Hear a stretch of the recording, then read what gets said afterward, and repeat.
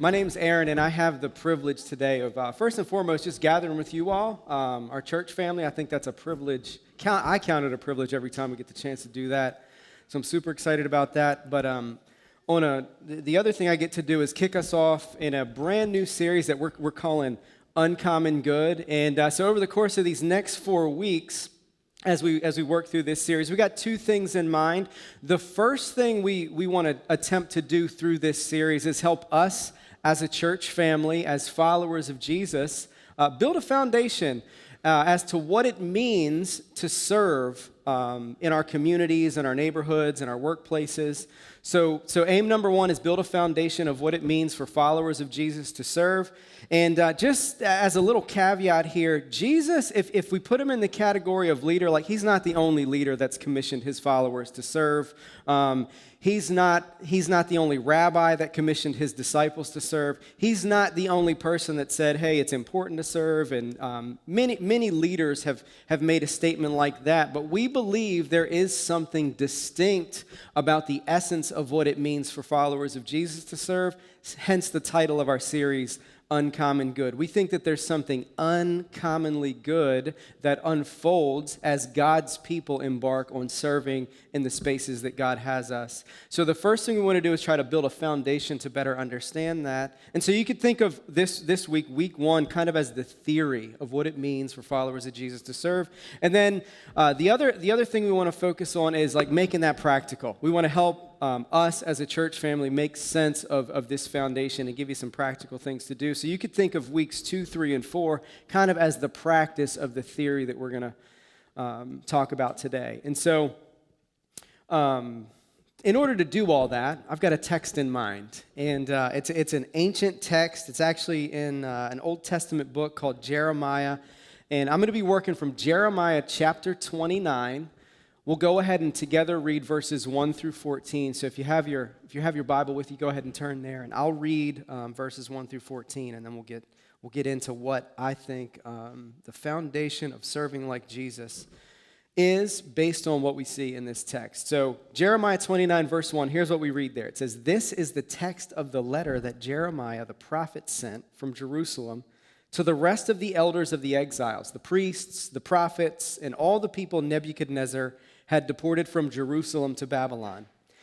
This was after King Jeconiah, the queen mother, the court officials, the officials of Judah and Jerusalem, the craftsmen and the metalsmiths had left Jerusalem. The letter was sent by Elisah, son of Shaphan, and Gemariah, son of Hilkiah, whom Zedekiah, king of Judah, had sent to Babylon, to Nebuchadnezzar, king of Babylon."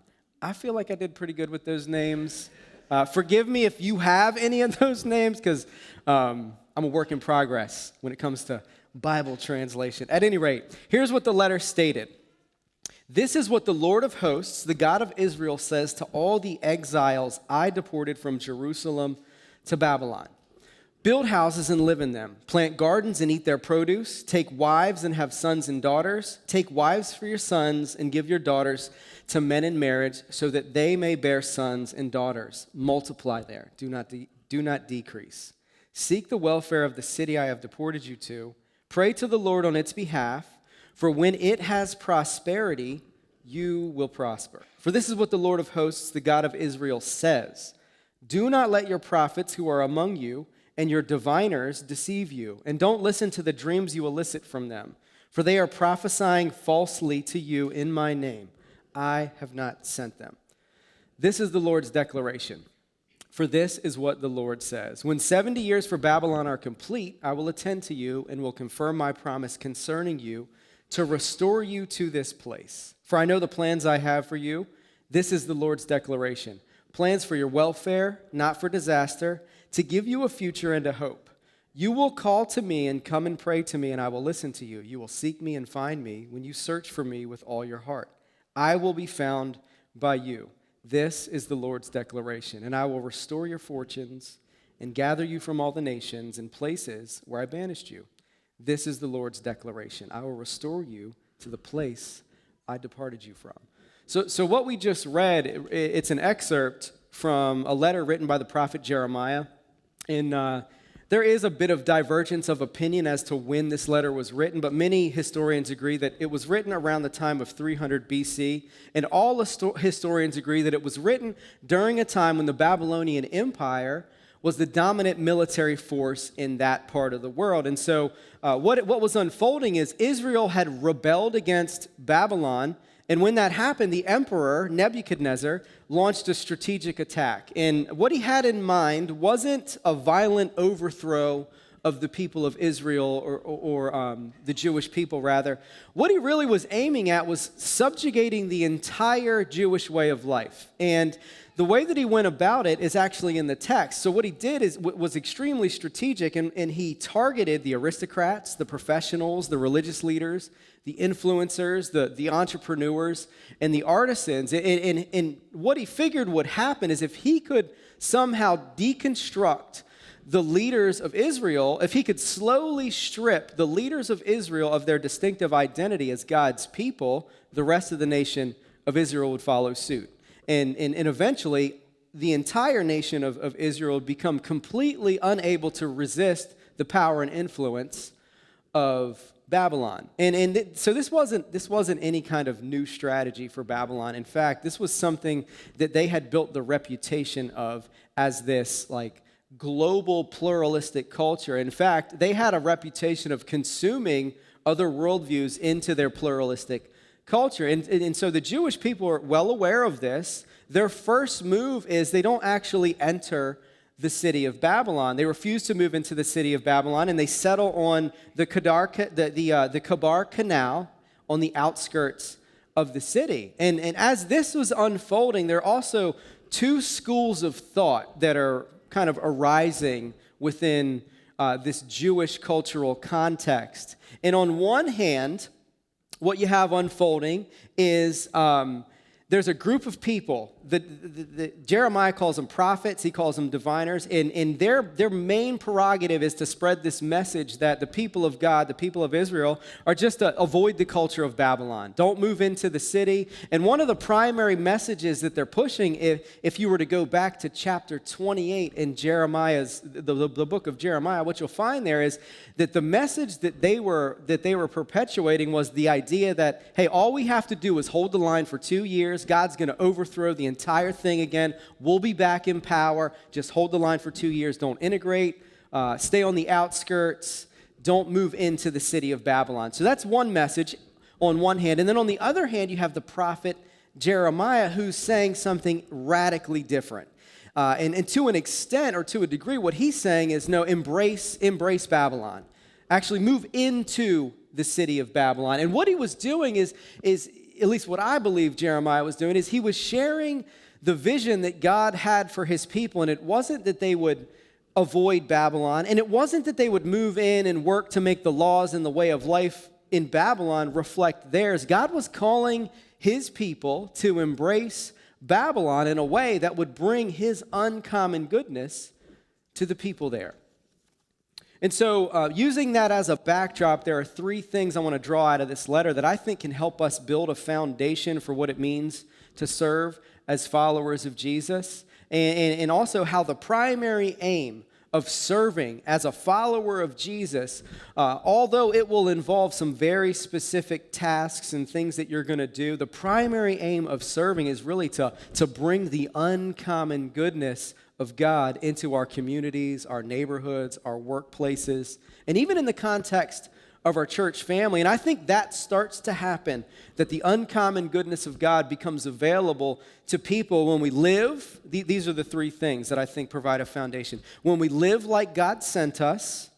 Secondly, when we seek the common good.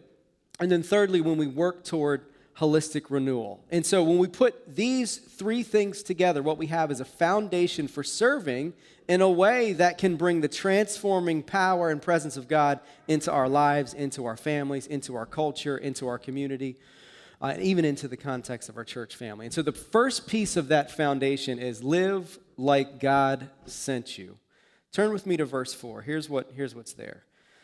It says, "This is what the Lord of hosts, the God of Israel, says to all the exiles I deported from Jerusalem to Babylon. Build houses and live in them, plant gardens and eat their produce, take wives and have sons and daughters. Take wives for your sons and give your daughters to men in marriage, so that they may bear sons and daughters. Multiply there. Do not decrease. So the very first thing that Jeremiah shares with regards to what God's message is for his people who have been brought into exile is that he's the one that's engineered the exile. I think that it's important to point that out. Here's what God says to his people. He says, I deported you from Jerusalem to Babylon. Before he makes mention of anything they're supposed to do, he makes that very point clear. And then he goes on and he says, I'm the one that sent you from Jerusalem to Babylon. Live like I'm the one that sent you there. Build houses and live in them. Build your family. Launch your career. Become a part of the fabric of life in Babylon. Live as if you were a citizen of Babylon. And in order to kind of, I guess, help us understand what God says when he says dwell there, is the word live means to abide. It means that God's people are the kind of people who become such a part of the fabric of life wherever they are, even when they're in exile, even when the stay is temporary, that their presence and their influence has the power to enhance the quality of life for absolutely everyone. And one of the things that I think is for me, and maybe for you as well, what I think is really powerful about this story a few thousand years later is that really what it helps us see is that followers of Jesus, really what we're a part of is this long, extensive, robust faith tradition that survived tremendous cultural and political turmoil. And it hasn't survived for any reason other than the fact that it's rooted in something deeper than any one culture or political system. It's a faith that's rooted in Jesus. And because of this, I think as followers of Jesus that are living in 2022 can live through some pretty complex political turmoils without anxiety, trusting that God's redemptive work is far bigger than any political arrangement that we're ever going to face. So when God says, dwell where you are, here's what I think he's trying to show his people. He's trying to show his people that their identity is ultimately rooted in him. And that doesn't change because you're in exile. It doesn't change because of a change of power, and it doesn't change because of any other circumstance. Like Babylon had this reputation of being a place where worldviews came to lose their distinction, or in some cases just be completely obliterated by pluralism. Yet God is telling his people, live like I sent you to dwell there. Make your homes there. Engage in commerce. Become a part of the fabric of society. And so I guess to kind of flesh this out a little differently or help you wrap your mind around it a little differently, I just want to share a personal story, so bear with me for a second. Before becoming a part of this church family, I lived in the country of Guatemala, and what I think is intriguing about that storyline is when I first got there in 2004, I don't even know that I actually had ever met a Guatemalan person.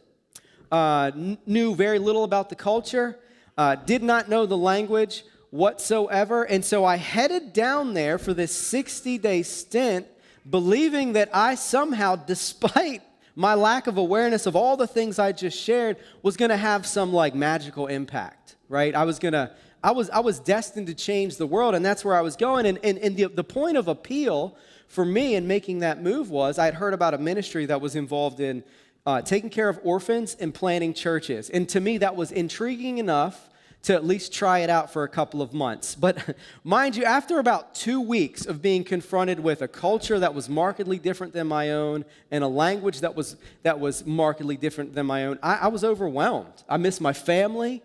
I missed my food. I missed my people. I missed being able to just converse deeply in a language that was native to me.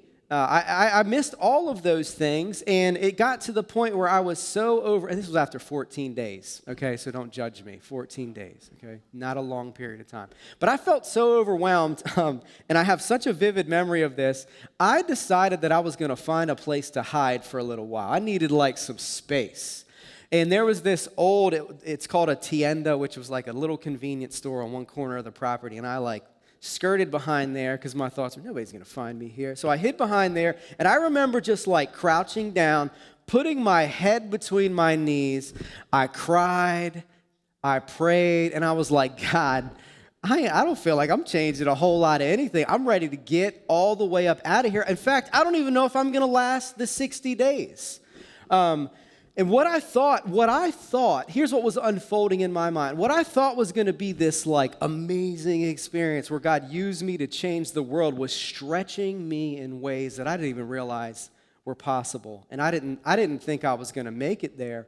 But over the course of the next few weeks, and over the course of a couple of years living in this context, I had a number of experiences that showed me something a little bit different about what God has in mind when it comes to serving. And I just want to share one that I feel like shaped my understanding of what it means to live like God sent you, to dwell wherever it is that you are. There was one evening where I decided I was going to climb up on the roof of one of the buildings. And what I don't mean is like I Spider-Man climbed up the side of a building. What I do mean is I took the stairwell. And I stood on top of this building, and what was really amazing about this location was you could catch a sunset, you could catch a 360-degree view of the mountain range that surrounded the valley where we lived. You could see all the way downtown. You could see the big Catholic church down there on one end, and then on the other side of the building, you could see the cemetery. And so I'm looking at the mountains and I'm taking in the sunset. I'm just processing all this. I'm thinking, that's pretty amazing. And I glance over and I see the cemetery. I'd seen it a number of times before this. In fact, I had seen people buried at that cemetery. But what was markedly different about this time is when I looked over at that cemetery, I had this vivid image that one of the tombs there, and they're all above ground tombs, actually belonged to me. And I'm here to tell you I didn't die there. Look at me. So that's not what I'm getting at. I'm not getting at like when God says live like you're supposed to dwell there. It doesn't mean you're always going to stay there forever. But I feel like through that vivid image, God was showing me something that I needed to see if I was actually going to live in a place where he was calling me to dwell. And I think he was simply saying, dwell here. Live as if you're never going to leave. And what God was showing me that day, I believe, is he was helping me discover that for a season, Guatemala would be home for me, and that I would become a part of the fabric of life there through dwelling there. And that more importantly than all of that, my life was going to be shaped in ways that would otherwise have been completely impossible. So that's part of it. The other part of it was God was saying, look, if you truly want to live here, you have to be willing to die here. You have to be willing to let the parts of you die that are getting in the way of you embracing the Guatemalan people with the love that says you're worth dying for. Look, when I first got there, most of the tension I was experiencing wasn't because I was trying to export the message of Jesus to a people that were different than me. Most of it was like, man, you guys eat a lot of salt, and it's hot here, and like, do we have napkins? It was all stuff like that frankly, God was not calling me to import my culture there. What he was calling me to do was dwell there in a way that would bring his interest and his purpose to life amongst the people of Guatemala. And so followers of Jesus are called to live like God sent us, to dwell where we are right now, and to love the people in our path in a way that communicates that they're worth dying for. And so on a surface level, when we pivot back to these Jewish exiles, on a surface level, it looked like they were brought to Babylon through political and social forces. And I think sometimes we tend to view our lives in the same way, where we think, well, the places we end up are a result of some social force. We move because of a self-interest or an impact we want to make, or a job opportunity, or an educational opportunity, or something that we've quantified as a valuable part of our life, and we're willing to move to go get it. And I think all of those variables are valid, and all of those things do lead us to the places where we end up to some degree. But I think the words of the prophet Jeremiah are being placed here, and they're meant to help us see that God is at work through those social forces. He's at work through those interests. He's at work through those circumstances that change the trajectory of your life. He's at work through all of those transitions, and he has a far bigger purpose for our lives than whatever we think brought us to wherever we are right now.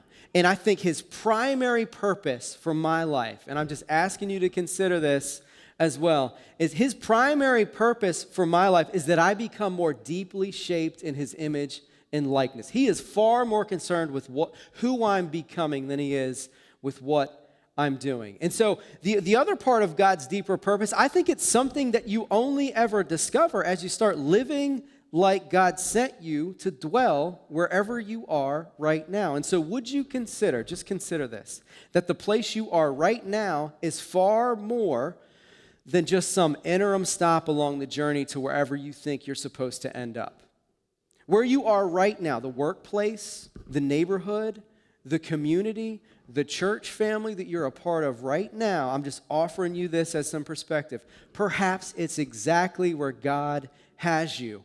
And he's asking you to take a step of faith and become a part of the fabric of life here in a way that will bring the heart of heaven to the community where you live. And so that's the first part of the foundation of serving as followers of Jesus. It's living like God sent you to dwell where you are. The second part of that foundation is to seek the common good. Go ahead and take a look at verse 7.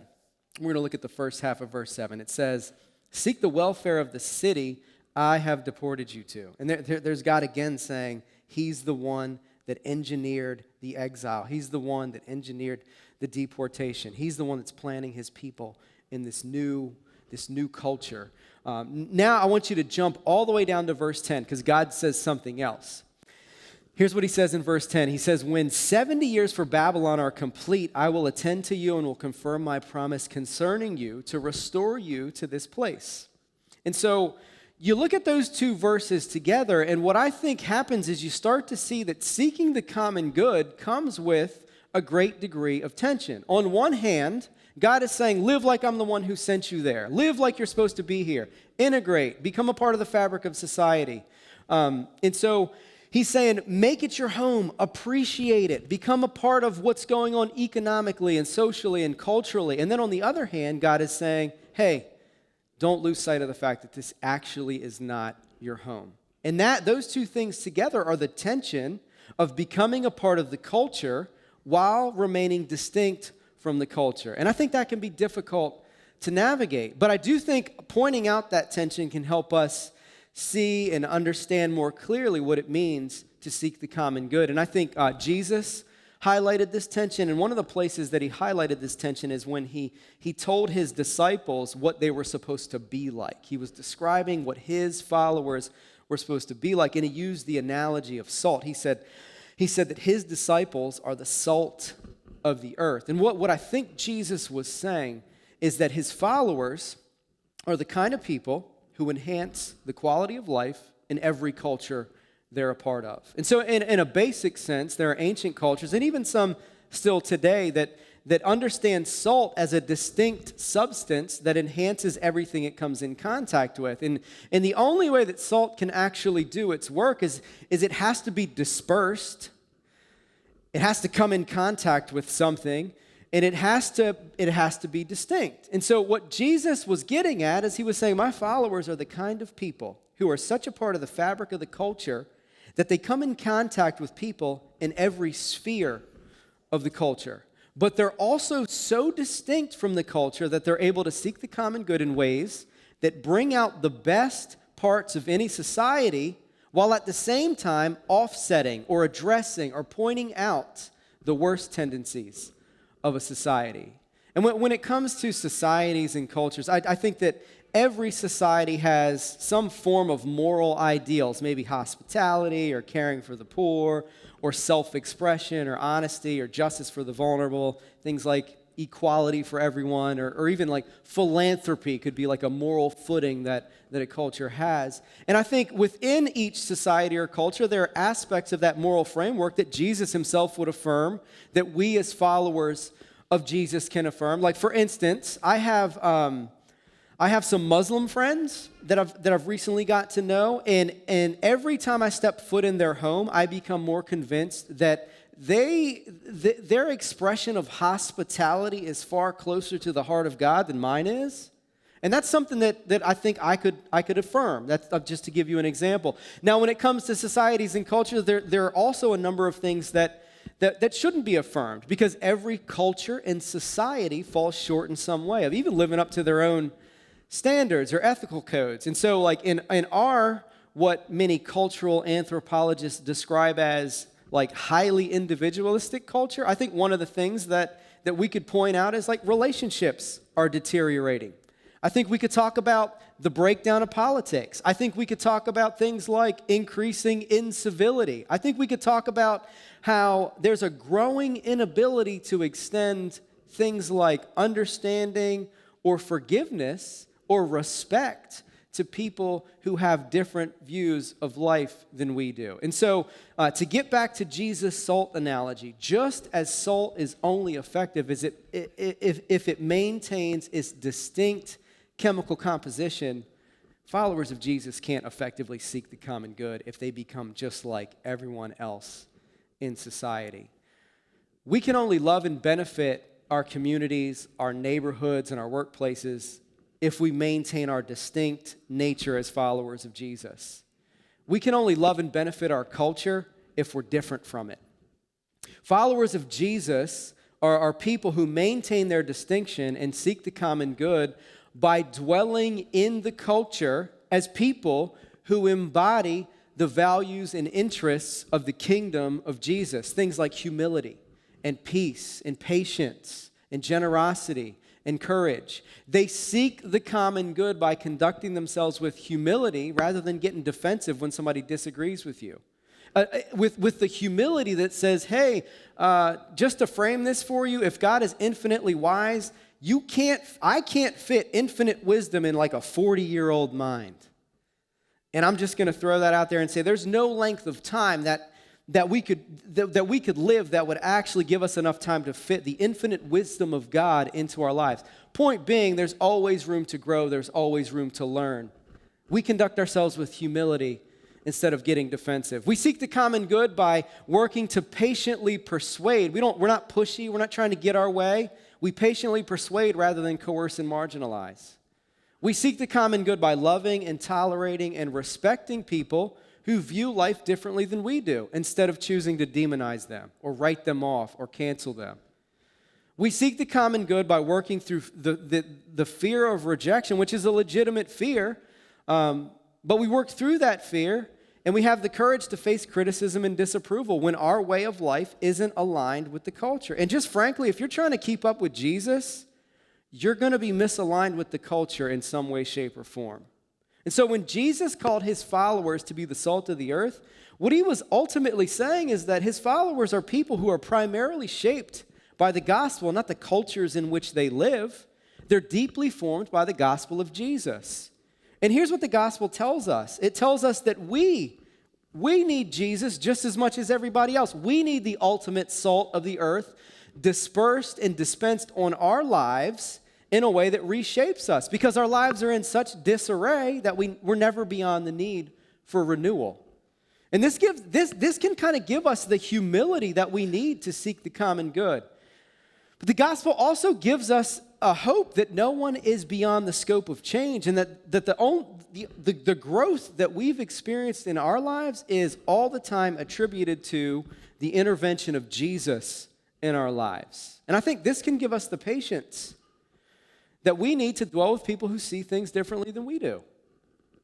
And now the more we come to grips with the reality that Jesus gave his life for ours, despite our flaws, despite the ways that we outwardly disagreed with him, despite the ways that we've not abided by his message or upheld his interests and his values, the more that we realize that he gave his life for ours despite all that, I think the better off we're going to be at coming to grips with the fact that seeking the common good means laying down our lives for others in a way that loves and welcomes everyone.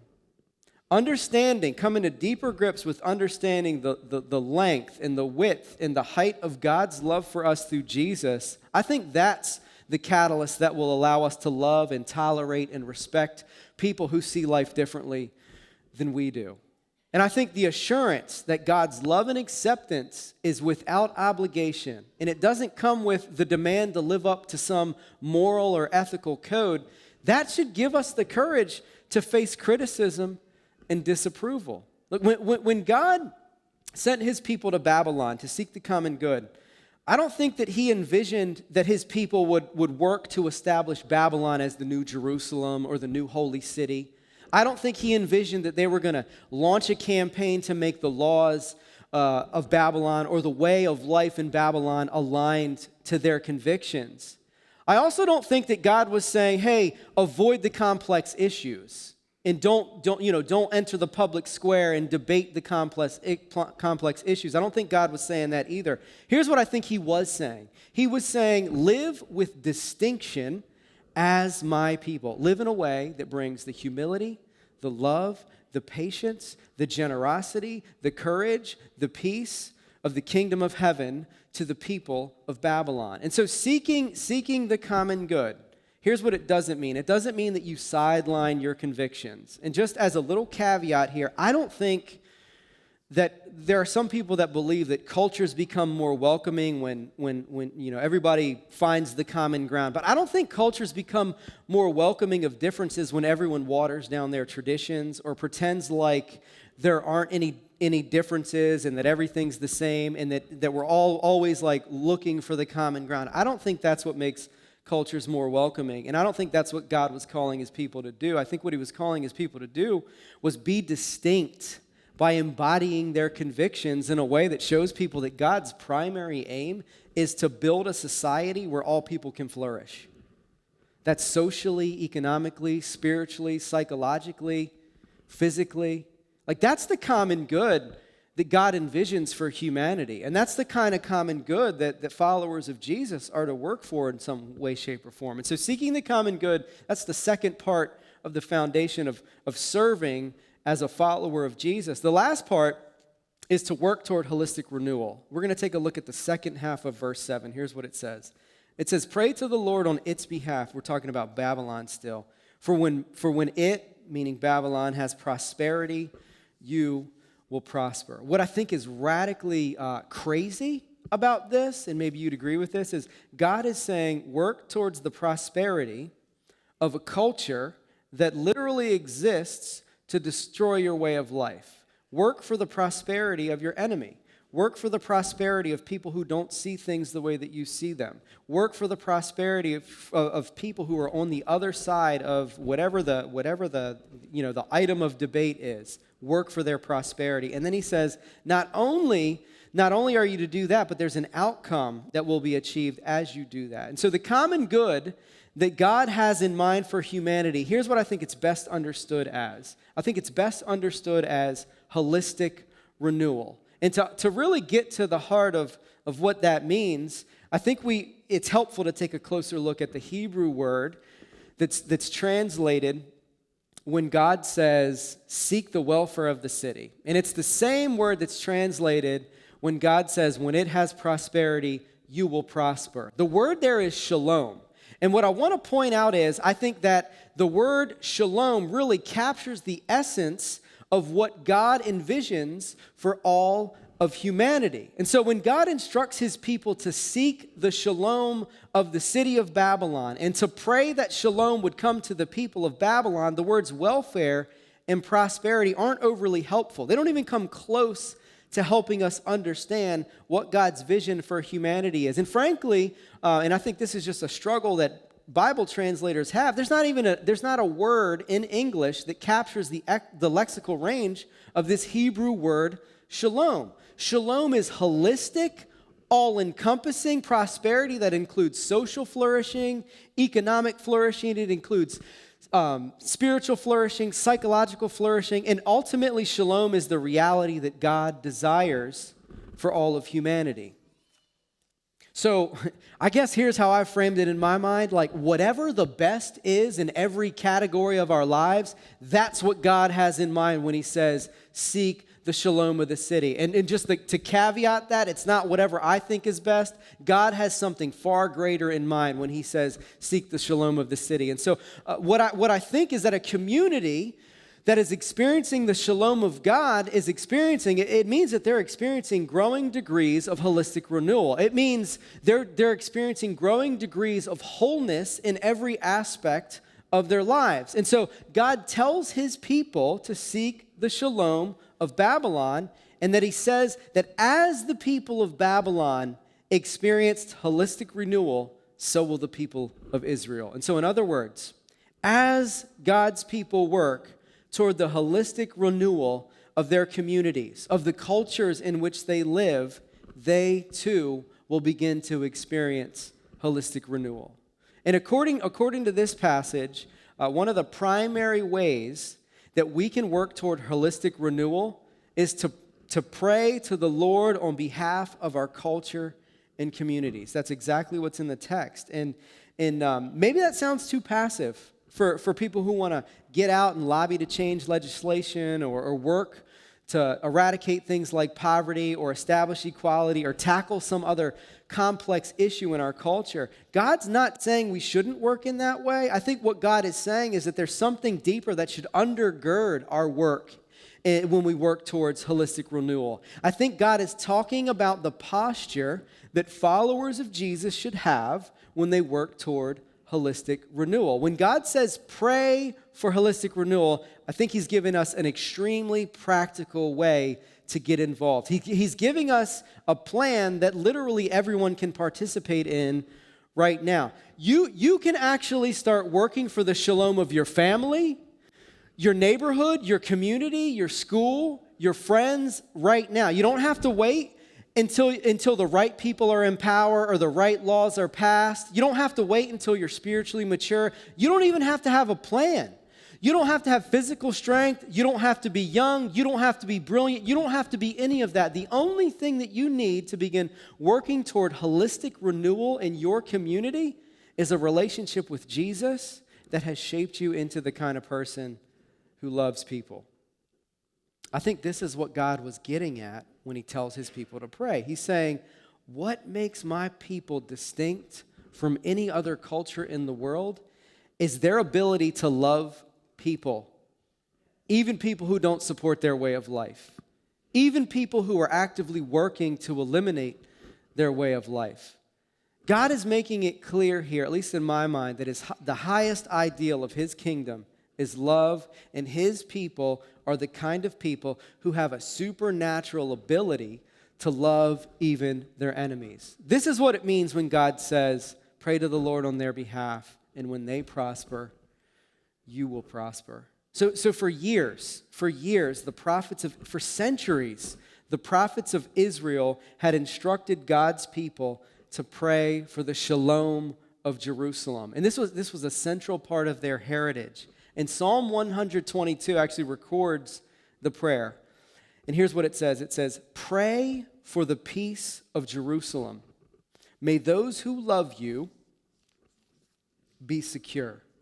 So when God told his people to pray for the shalom of Babylon, his desire was to reshape them into the kind of people who love at all costs. And so as exiles, the Israelites, here's something that had unfolded in their lives. And I think this unfolds in our lives when we're up against worldviews that are different than ours, or our worldviews being challenged, or people disagree with us, or people disapprove of the way that we're going about life. One of the things that had unfolded in the lives of the Israelites is they had become a people that was paralyzed by resentment and hatred and bitterness and indifference, and God's trying to free them of all of that. God is saying, I want you to love this city. I want you to bring the heart of heaven to this city. I want you to live in a way that makes this city a place where all people can flourish, even your enemies, even people who outwardly oppose your beliefs. And what he's also saying is you can't even begin to pray for the shalom of Babylon unless you first love it. And you can't love it unless your heart is reshaped by the God of heaven.